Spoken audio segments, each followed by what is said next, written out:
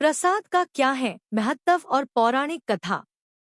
जानिए पूजा शुभ परंपराओं का राज और पौराणिक महत्व। हिंदू धर्म में पूजा के समय कुछ बातें अनिवार्य मानी गई है, जैसे प्रसाद, मंत्र, स्वास्तिक, कलश, आचमन, तुलसी, मांग में सिंदूर, संकल्प, शंखनाद और चरण स्पर्श। प्रसाद क्यों चढ़ाया जाता है? गीता में भगवान श्री कृष्ण ने कहा है, मनुष्य तू जो भी खाता है अथवा जो भी दान करता है, होम यज्ञ करता है या तप करता है, वह सर्वप्रथम मुझे अर्पित कर। प्रसाद के जरिए हम ईश्वर के प्रति कृतज्ञता प्रकट करते हैं। इसके अलावा यह उसके प्रति आस्थावान होने का भी भाव है। मंत्रों का महत्व। देवता मंत्रों के अधीन होते हैं। मंत्रों के उच्चारण से उत्पन्न शब्द शक्ति, संकल्प और श्रद्धा बल से द्विगुणित होकर अंतरिक्ष में व्याप्त ईश्वरीय चेतना से संपर्क करती है और तब अंतरंग पिंड एवं बहिरंग ब्रह्मांड एक अद्भुत शक्ति प्रवाह उत्पन्न करते हैं, जो सिद्धियां प्रदान करती हैं। पूजन में स्वस्तिक का महत्व। गणेश पुराण में कहा गया है कि स्वस्तिक चिन्ह भगवान गणेश का स्वरूप है, जिसमें सभी विघ्न बाधाएं और अमंगल दूर करने की शक्ति है। आचार्य यास्क के अनुसार स्वस्तिक को अविनाशी ब्रह्मा की संज्ञा दी गई है। इसे धन की देवी लक्ष्मी यानी श्री का प्रतीक भी माना गया है। ऋग्वेद की एक ऋचा में स्वस्तिक को सूर्य का प्रतीक भी माना गया है, जबकि अमरकोश में इसे आशीर्वाद, पुण्य, क्षेम और मंगल का प्रतीक माना गया है।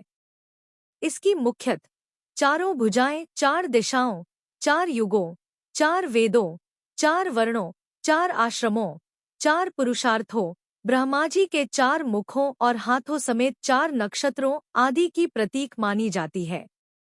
भारतीय संस्कृति में स्वस्तिक को कल्याणकारी माना गया है। सर्वत्र यानी चतुर्दिक शुभता प्रदान करने वाले स्वस्तिक में गणेश जी का निवास माना जाता है। यह मांगलिक कार्य होने का परिचय देता है। मांगलिक कार्यों का कलश। धर्मशास्त्रों के अनुसार कलश को सुख, समृद्धि, वैभव और मंगल कामनाओं का प्रतीक माना गया है।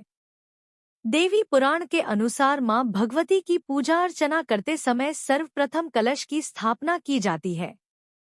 नवरात्र पर मंदिरों तथा घरों में कलश स्थापित किए जाते हैं तथा मां दुर्गा की विधि विधान पूर्वक पूजा अर्चना की जाती है। मानव शरीर की कल्पना भी मिट्टी के कलश से की जाती है। इस शरीर रूपी कलश में प्राणरूपी जल विद्यमान है। जिस प्रकार प्राणविहीन शरीर अशुभ माना जाता है, ठीक उसी प्रकार रिक्त कलश भी अशुभ माना जाता है। इसी कारण कलश में दूध, पानी, अनाज आदि भरकर पूजा के लिए रखा जाता है। धार्मिक कार्यों में कलश का बड़ा महत्व है। आचमन 3 बार ही क्यों? वेदों के मुताबिक धार्मिक कार्यों में 3 बार आचमन करने को प्रधानता दी गई है। कहते हैं कि 3 बार आचमन करने से शारीरिक, मानसिक और वाचिक तीनों प्रकार के पापों से मुक्ति मिलती है और अनुपम अदृश्य फल की प्राप्ति होती है। इसी कारण प्रत्येक धार्मिक कार्य में 3 बार आचमन करना चाहिए। तुलसी जगाए सौभाग्य। जो व्यक्ति प्रतिदिन तुलसी का सेवन करता है, उसका शरीर अनेक चंद्रायण व्रतों को फल के समान पवित्रता प्राप्त कर लेता है। जल में तुलसी दल, पत्ते डालकर स्नान करना तीर्थों में स्नान कर पवित्र होने जैसा है और जो व्यक्ति ऐसा करता है वह सभी यज्ञों में बैठने का अधिकारी होता है। मांग में सिंदूर क्यों सजाती है विवाहिता? मांग में सिंदूर सजाना सुहागिन स्त्रियों का प्रतीक माना जाता है। यह जहां मंगलदाय माना जाता है, वहीं इससे इनके रूप सौंदर्य में भी निखार आ जाता है। मांग में सिंदूर सजाना एक वैवाहिक संस्कार भी है। शरीर रचना विज्ञान के अनुसार सौभाग्यवती स्त्रियां मांग में जिस स्थान पर सिंदूर सजाती हैं, वह स्थान ब्रह्मरंध्र और अहिम नामक मर्मस्थल के ठीक ऊपर है। स्त्रियों का यह मर्मस्थल अत्यंत कोमल होता है। इसकी सुरक्षा के निमित्त स्त्रियां यहाँ पर सिंदूर लगाती हैं। सिंदूर में कुछ धातु अधिक मात्रा में होता है। इस कारण चेहरे पर जल्दी झुर्रियां नहीं पड़ती और स्त्री के शरीर में विद्युतीय उत्तेजना नियंत्रित होती है। संकल्प की जरूरत। धार्मिक कार्यों को श्रद्धा, भक्ति, विश्वास और तन्मयता के साथ पूर्ण करने वाली धारण शक्ति का नाम ही संकल्प है। दान एवं यज्ञ आदि सत्कर्मों का पुण्य फल तभी प्राप्त होता है जबकि उन्हें संकल्प के साथ पूरा किया गया हो। कामना का मूल ही संकल्प है और यज्ञ संकल्प से ही पूर्ण होते हैं। धार्मिक कार्यों में शंखनाद। अथर्ववेद के मुताबिक शंख अंतरिक्ष, वायु, ज्योतिर्मंडल और सुवर्ण से संयुक्त होता है। शंखनाद से शत्रुओं का मनोबल निर्बल होता है। पूजा अर्चना के समय जो शंखनाद करता है उसके सभी पाप नष्ट हो जाते हैं और वह भगवान श्रीहरि के साथ आनंदपूर्वक रहता है। इसी कारण सभी धार्मिक कार्यों में शंखनाद जरूरी है। क्यों है चरण स्पर्श की परंपरा? चरण स्पर्श की क्रिया में अंग संचालन की शारीरिक क्रियाएं व्यक्ति के मन में उत्साह, उमंग, चैतन्यता का संचार करती हैं। यह अपने आप में एक लघु व्यायाम और यौगिक क्रिया भी है जिससे मन का तनाव, आलस्य और मनोमालिन्यता से मुक्ति भी मिलती है। हवन कुंड में स्वाहा क्यों बोलते हैं? वास्तव में अग्नि देव की पत्नी है स्वाहा, इसलिए हवन में हर मंत्र के बाद होता है इनका उच्चारण।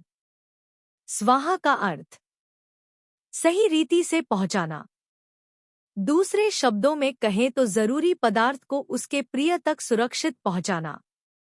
श्रीमद् भागवत तथा शिव पुराण में स्वाहा से संबंधित वर्णन आए हैं। मंत्र पाठ करते हुए स्वाहा कहकर ही हवन सामग्री भगवान को अर्पित करते हैं। हवन या किसी भी धार्मिक अनुष्ठान में मंत्र पाठ करते हुए स्वाहा कहकर ही हवन सामग्री, अर्घ्य या भोग भगवान को अर्पित करते हैं। लेकिन कभी आपने सोचा है कि हर मंत्र के अंत में बोले जाने वाले शब्द स्वाहा का अर्थ क्या है? दरअसल कोई भी यज्ञ तब तक सफल नहीं माना जा सकता है जब तक कि हवन का ग्रहण देवता न कर लें। लेकिन देवता ऐसा ग्रहण तभी कर सकते हैं जबकि अग्नि के द्वारा स्वाहा के माध्यम से अर्पण किया जाए। श्रीमद् भागवत तथा शिव पुराण में स्वाहा से संबंधित वर्णन आए हैं। इसके अलावा ऋग्वेद, यजुर्वेद आदि वैदिक ग्रंथों में अग्नि की महत्ता पर अनेक सूक्तों की रचनाएं हुई हैं। पौराणिक कथा। पौराणिक कथाओं के अनुसार स्वाहा दक्ष प्रजापति की पुत्री थी। इनका विवाह अग्निदेव के साथ किया गया था। अग्निदेव अपनी पत्नी स्वाहा के माध्यम से ही हविष्य ग्रहण करते हैं तथा उनके माध्यम से यही हविष्य आह्वान किए गए देवता को प्राप्त होता है। वहीं दूसरी पौराणिक कथा के मुताबिक अग्निदेव की पत्नी स्वाहा के पावक, पवमान और शुचि नामक 3 पुत्र हुए। स्वाहा की उत्पत्ति से एक अन्य रोचक कहानी भी जुड़ी हुई है। इसके अनुसार स्वाहा प्रकृति की ही एक कला थी जिसका विवाह अग्नि के साथ देवताओं के आग्रह पर संपन्न हुआ था। भगवान श्री कृष्ण ने स्वयं स्वाहा को ये वरदान दिया था कि केवल उसी के माध्यम से देवता हविष्य को ग्रहण कर पाएंगे। यज्ञीय प्रयोजन तभी पूरा होता है जबकि आह्वान किए गए देवता को उनका पसंदीदा भोग पहुंचा दिया जाए।